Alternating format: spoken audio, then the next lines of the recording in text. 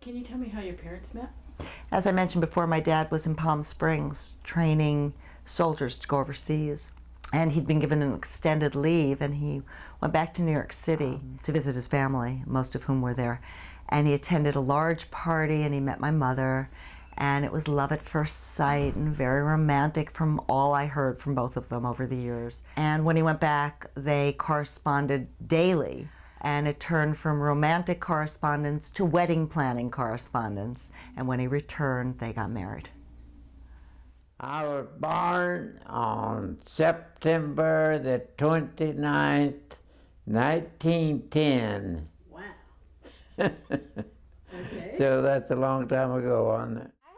I had been in relationships before, and I think whenever you're with someone, at least with me, like I very quickly think, oh, this is love. This is what it is. This wants to stay, and I'm good, and I don't have to look anymore.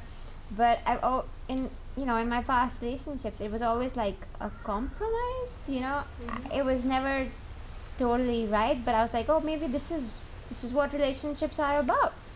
But with Bryce, there was none of that. So you put aside some of the things that maybe you didn't want to do, but you'll do it for love of the person. Mm-hmm. And I think that was a big part of it. He could make me laugh. I could be ready for tears, and he could tell me something and I would laugh.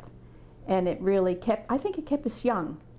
We didn't let life get to us. We kind of maybe fought against it a little bit. Sense of humor? Yes. Oh, that's definite, yeah. You have to learn to make funny faces.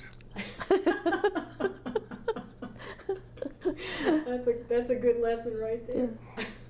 Even when the children we'd take the children on trips, and they'd say, should we all funny face like Dad? And I said, go ahead, and they all would try it. Nobody did as good as he did. So we went to France on my 50th birthday, and I went to Monet's garden. And it was magnificent, and I saw his paintings, and I was totally inspired, and I want to be a French impressionist. Now, I'm not French, I'm Spanish and Italian, but I think I'm going to be a French impressionist. So when I was 50, I started painting. And then we were sent overseas. We were sent to New York. We boarded, after a couple of days there, the Ile-de-France, which is a famous passenger ship. There were 10,000 of us on board. There was Air Force, there was Army, there was a USO troop, there were some Army nurses, there were some civilian employees.